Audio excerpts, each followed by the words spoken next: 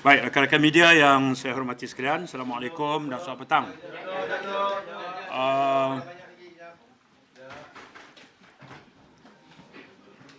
Sidang hari ini akan menyentuh pertama perkara yang telah dibincang dalam mesyuarat Jemaah Menteri tadi berkenaan dengan satu insiden di KLIA. Mesyuarat Jemaah Menteri tadi mengadakan perbincangan menyentuh pelbagai aspek terkait insiden tersebut dan Jemaah Menteri mengambil perhatian yang sangat serius, sangat berat tentang perkara tersebut dan sekaligus mengambil ataupun mempersetujui beberapa perkara. Okay, ya. Pertama, ialah mesyuarat Jemaah Menteri memperakui bahawa komitmen yang tinggi, kerjasama yang baik, disiplin di kalangan pegawai dan anggota Jabatan Imigresen itu adalah berada pada tahap yang baik. Okay, ya. Mana mungkin pintu masuk utama itu mampu menguruskan sejumlah besar kedatangan kalau sekiranya kita benar-benar menghadapi masalah yang diperkatakan. Okay, ya. Pada masa yang sama, Mesyuarat Jemaah Menteri juga mengambil maklum bahawa wujud perkara-perkara yang perlu diberi perhatian terkait soal tata kelola ataupun soal yang berkaitan dengan insiden tersebutlah, ya.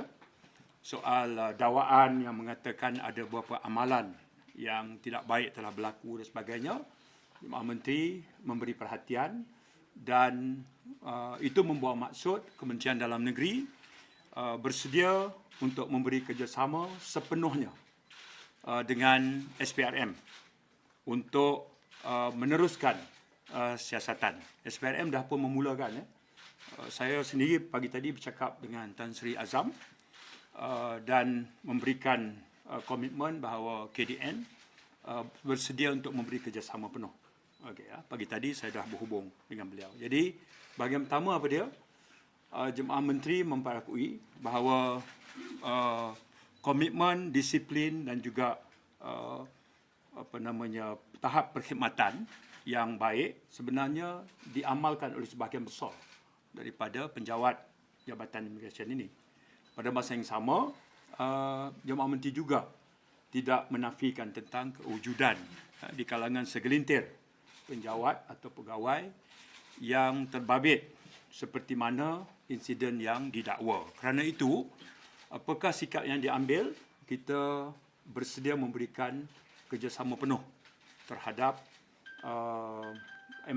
MACC atau SPRM untuk meneruskan siasatan sehingga selesai dan kemudian sekaligus boleh mengesahkan sama ada berlaku ataupun tidak. Jadi biar autoriti yang bertanggungjawab mengambil tindakan. Itu yang pertama. Yang kedua,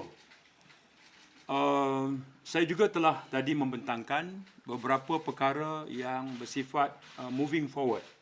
Okay, ya, yang bersabit dengan aspek pengurusan dan tata kelola. Yang pertama ialah kita akan mengadakan help desk, iaitu yang akan menempatkan bukan jurubahasa tapi pegawai yang boleh berkomunikasi dalam bahasa asing, terutama bahasa Mandarin, bahasa Inggeris, ya, ataupun tak kiralah bahasa yang apa lagi, bahagian bahasa Arab, bahasa India bagaimana? Bahasa Tamil. Ya. Ini adalah untuk memberikan penambahbaikan. Apabila travelers bila dia sampai, dia berhadapan dengan pegawai di kaunter dan ada kesulitan dalam memahami, maka help desk itu akan segera ditempatkan dalam masa terdekat ini. Okay. Perkara kedua ialah kita sebenarnya bila travelers ni dia mengembara, termasuk kita kalau pergi luar negara kan, bila kita berurusan di kaunter, dia akan bertanya beberapa perkara asas. Ini amalan immigration antarabangsa. Apa dia? Ada tak tiket balik? Ada tak wang yang mencukupi? Ada tak alamat tempat yang kita datangi itu?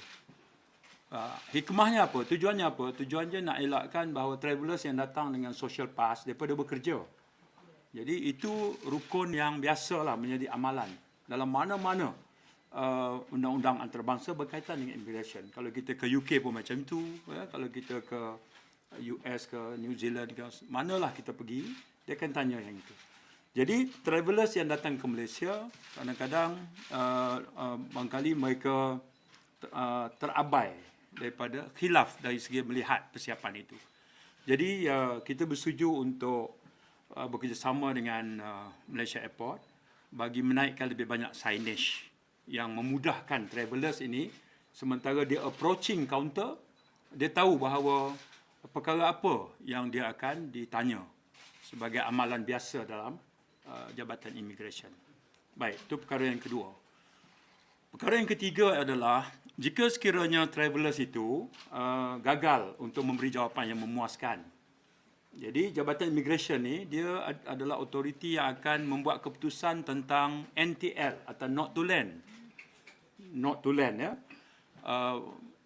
Dia bergantung pada pertimbangan dia terhadap soalan-soalan yang tadinya disampaikan. Jadi yang ini juga langkah membaiki ke depan nanti adalah Jabatan Immigration pada kadar yang segera ini, mereka akan memberikan autoriti untuk decide tentang NTL itu kepada pegawai yang bertaraf pengurusan dan profesional daripada grade 41 ke atas. Okey. Sekarang ni ada KP 29. Jadi kita kata autoriti atau kuasa untuk membuat pertimbangan itu pada momen seperti itu kepada pegawai peringkat kumpulan pengurusan dan profesional. Jadi ini akan membantu. Baik. Mari kita tengok fakta tentang kedatangan pelancong Cina, ya. Daripada Januari hingga Jun ini, kedatangan pelancong Cina ke negara kita jumlahnya 320,000 orang. 320,000 orang, Dan purata yang dikenakan NTL ke atas pelancong Cina ni, purata sebulan adalah 50. Sebulan. Jadi kalau 6 bulan, dia dah sekitar 300. Ada yang bulan yang 50, ada yang 40, 60, ya. Ada yang 40, jadi puratanya. Angka itu sangat-sangat kecil berbanding dengan travelers dari negara China yang dibenarkan masuk. So, biar fakta berbicara lah, ya, dari segi itu. Jadi, jumlah NTL ini ikut dialami oleh negara-negara lain. Ya, termasuk dari Bangladesh, India, Indonesia. Itu angkanya relatively lebih tinggi berbanding dengan NTL yang dikenakan ke atas warga Cina. Okay, ya. Itu faktanya. Jadi ini gambaran yang lebih jelas menunjukkan bahawa jika sekatan seperti itu dikenakan, there must be a reason behind it lah. There must be a reason to it. Okay? Jadi itu perkara yang kita sebut NTL, ya. Baik, saya juga nak menyebut bahawa dalam kabinet tadi kita turut membincangkan tentang apabila travelers itu dikenakan NTL. Ya, mereka nantinya akan diuruskan pula oleh satu syarikat yang namanya Monocircle. Okey, gini, ya. Monocircle ni dilantik oleh syarikat penerbangan lah, dipanggil AOC. AOC, ya, maknanya dipanggil Airline Operators Company. Sejak daripada bulan Februari 2015. Maksudnya, apabila NTL dikenakan ke atas seseorang travelers, maka urusan seterusnya apa? Urusan seterusnya adalah menghantar pulang. Jadi urusan tiket. Sementara urusan tiket dan urusan yang terlibat diuruskan, dia perlu makan minum misalnya. Aspek itu dikendali oleh syarikat ini. Tadi, Mesyuarat Jemaah Menteri telah meminta untuk Menteri Pengangkutan melihat semula aspek ini Ya, apakah ini merupakan satu amalan biasa atau bagaimana? Kadang-kadang kat sini yang menimbulkan kekeliruan kerana apabila seorang yang dikenakan perintah MTL ya, diminta untuk menyediakan sejumlah wang untuk tujuan membeli tiket. Ya, kadang saya tak kata ni ya. Kadang-kadang disalah tanggap sebagai pegawai immigration minta duit. Ya, jadi itu perkara yang kita kena teliti semula. Okey, ha? Pada masa yang sama kita tidak menafikan kewujudan amalan di kalangan segelintir anggota, sebab itulah siasatan diperlukan.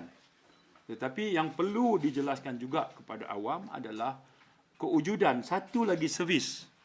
Ya, jadi sekarang ini servis ini yang menguruskan travelers yang di bawah NTL ini sekarang akan dibuat keputusan oleh Ministry of Transport lah. Ya, sebab itu jurisdiction MAB jurisdiction di bawah pengurusan syarikat penerbangan ya. Dia begitu. Baik. Itu perkara yang kita bincangkan tadi ya. Aspek yang kedua. Baik, aspek yang ketiga yang saya nak sebut adalah Perdana Menteri juga sehari dua ni ada menyebut tentang wujudnya amalan dari kalangan segelintir juga.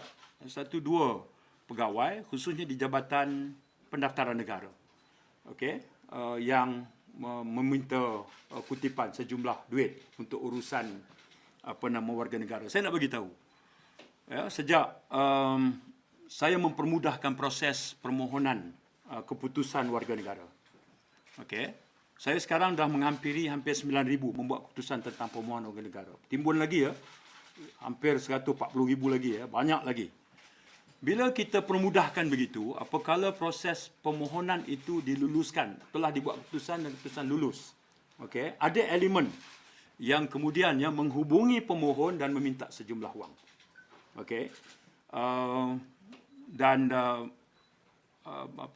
Watak itu pun kita kenali yang didakwa terlibat. Jadi saya telah menghubungi Tan Sri Azam tadi untuk selepas ini menyerahkan nama kepada MACC untuk meneruskan siasatan. Dan saya nak sebut dengan publik, dengan awam, bahawa bila berurusan dengan KDN, khususnya Jabatan Pendaftaran, apa pun urusan, nak dapat sijil lahir ke, nak dapat warga negara ke, urusan ini melibatkan kelulusan tidak membabitkan sebarang bayaran soal kelulusan ini. Tak ada. Ya, kita ada komiti kita yang akan membuat pertimbangan berdasarkan kepada undang-undang, berdasar kepada rules, berdasar pada perkeliling. Dan komiti ini yang membuat pertimbangan kalau pengesahan dari segi originality documents, ada meritnya, ada segala macam. Komiti akan mengesyorkan sama ada lulus atau tidak, dan saya, kalau autoriti saya membuat keputusan akhir, kita buat keputusan. Lulus, gagal. Ya. Jadi bila kita buat keputusan itu, kita akan maklumkan kepada pemohon. Maklum lulus bermaksud dia datang kolek je lah. Tak ada. Kalau ada pegawai yang menghubungi untuk meminta bayaran, abaikan. Sebab itu bukan amalan dalam tata kelola kerajaan. Ya. Lebih-lebih lagi keadaan sekarang, di bawah kerajaan sekarang yang Perdana Menterinya meletakkan keutamaan kepada membanteras isu-isu amalan rasuah ini. Jadi hari ini saya akan menyerahkan nama kepada Tan Sri Azam. Saya dah maklumkan untuk membantu beliau memulakan siasatan seterusnya. Ya, itu nak membuktikan bahawa di KDN kami, baik di Jabatan Immigration maupun Jabatan Pendaftaran Negara sekalipun, yang berurusan dengan orang awam ini, penting untuk mereka tahu bahawa perkhidmatan ini sesuai dengan keperluan yang rakyat perlukan. Ya, dan kelulusan tidak membawa kepada bayaran apa-apa. Kalau ada, kita mohon publik untuk segera membuat laporan kepada MACC khususnya.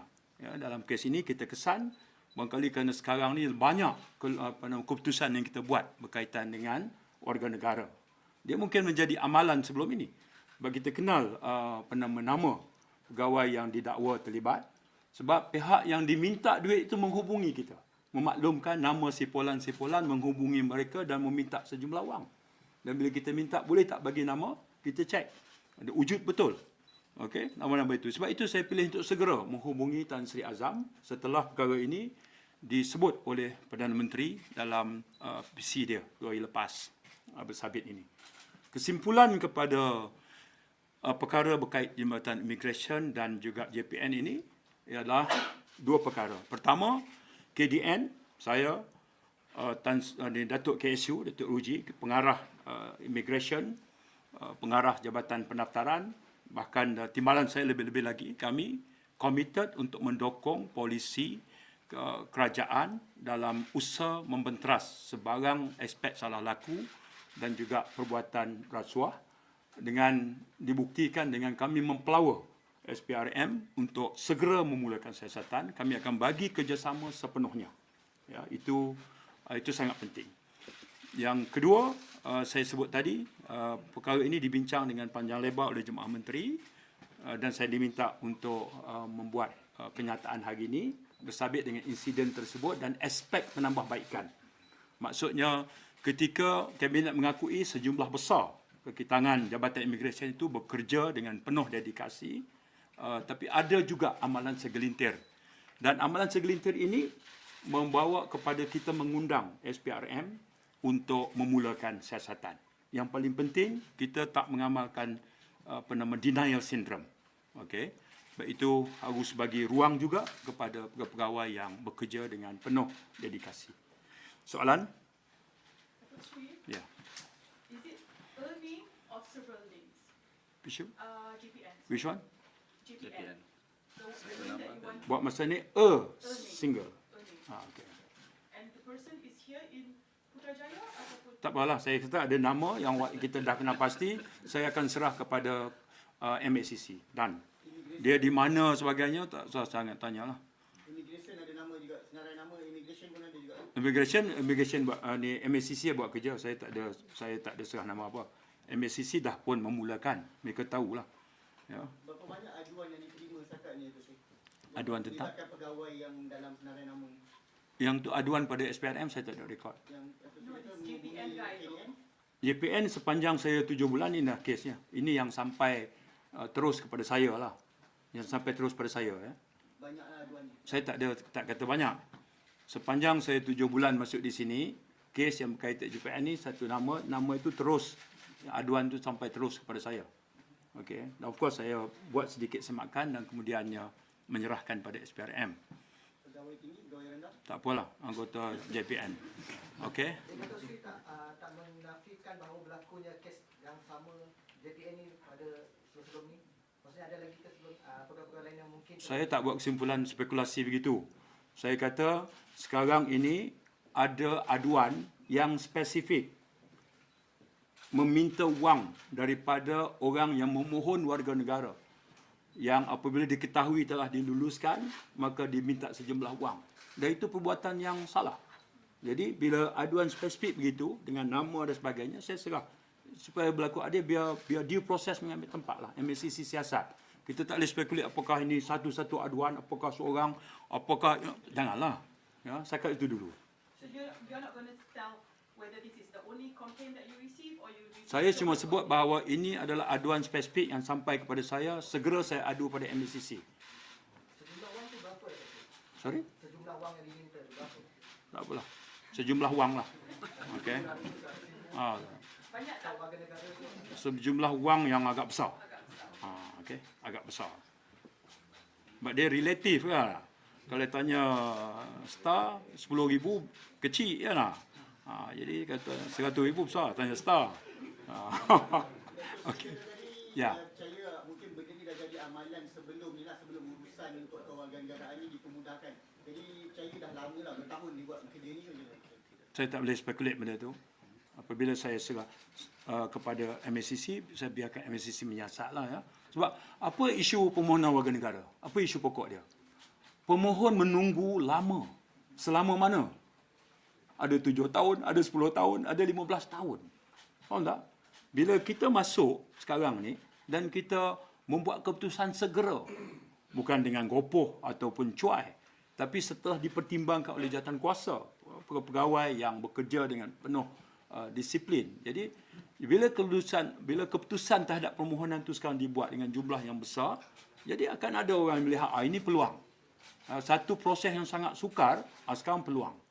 Misalnya. Okey, itu saya tahu. Dah digantung tugas atau ditukar ke bahagian lain? Tak, saya serah nama dulu kepada MACC. You dah Saya- serah ke belum Datuk Seri? Lepas ni lepas serah lah. Bila serah saya tak boleh buat kenyataan lah. MACC kan lah. Seorang yang buat aduan pada MACC, lepas buat tu tak boleh buat kenyataan lah. Jadi dia masih bertugas di tempat yang sama lah. Tak, sebenarnya saya serah lah. Lepas ni saya serah. Lepas ni baru kita ni. Oh. Sorry? Ha? Lepas serah lepas ni, apa akan jadi pegawai? Bila serah baru kita maklum pada media lah. Okay. Datuk Seri, dia minta wang untuk nak mempercepatkan permohonan dia ke macam Bukan. Permohonan dah lulus. Okey, so Jadi dia dapat maklumat kata permohonan tu lulus. okey. Jadi dia menyampaikan berita kelulusan itu dan untuk dia menyampaikan berita kelulusan itu dia menagih sejumlah wang. Oh, jantina dia. Nanti saya pun tak semak lagi jantina dia. Okey. Ya. Has your ministry looked into the allegation on 1.2 million PRC still have not left the country? Dah siasat ke berkaitan allegation tu? Itu Tun Dr. Mahathir dulu buat dakwaan tu. Masa tu kan. Saya pun dalam PH masa Dr. Mahathir tu. Dia yang buat dakwaan tu. So have your ministry So dakwaan itu diulang-ulang, diputar balik oleh Kadir Jasin. Jadi itulah yang saudara tanya kan. Kena tanya Dr. Mahathir balik lah itu. Dia dapat mana? Datuk Seri ada look into it? The Saya? issue tu? Isu apa? 1.2 million dakwaan itu. Saya patut buat apa? So beritahu. Have your ministry look into it? Saya patut buat apa? Datuk Seri, tadi yang you cakap pasal MOT will look into this, right? Ya. Pasal MTL tu, what are they supposed to look into? Oh, itu tak clear ke? Oh, itu bahaya tu. I tak clear. Okey, dia gini. Bila seorang travellers dikenakan NTL. Okey, NTL lah. Setahu mesti tahu lah NTL. Not to land. Okey, NTL baik. Lepas tu apa jadi kepada travellers yang dikenakan NTL tu? Dia mesti dihantar balik lah. Bermula di situ, amalan sekarang ini, bermula pada Februari 2015 lagi, telah dilantik oleh Airline Operators Companies, AOC. Lantik siapa? Lantik satu syarikat. Nama apa? Nama Monocycle. Kerja dia apa? Kerja dia menguruskan travellers yang dikenakan NTL lah. Apa urusan dia? Kalau sementara nak menguruskan tiket, dia perlu makan minum. Uruskan makan minum dia. Lagi, uruskan pembelian tiket dia. Okey? Itulah urusan dia. Jadi di situ, kalau katalah seorang penumpang datang dari Qatar atau Etihad atau Emirates, Singapore Airlines, dikenakan NTL. Jadi syarikat ini akan menguruskan penghantaran pulang. Okey, di situ dulu. Jadi oleh pelantikan ini telah dibuat pada Februari 2015 lagi dulu. Ya. Saya pun tak realize benda ni sehingga tadi diberitahu dalam kabinet lah. Okey. Jadi saya pun maklumkan kepada menteri pengangkutan supaya tengok balik lah. Ya. Apakah ada kewajaran? Dia kena buat keputusan tentang peranan syarikat inilah. Ya.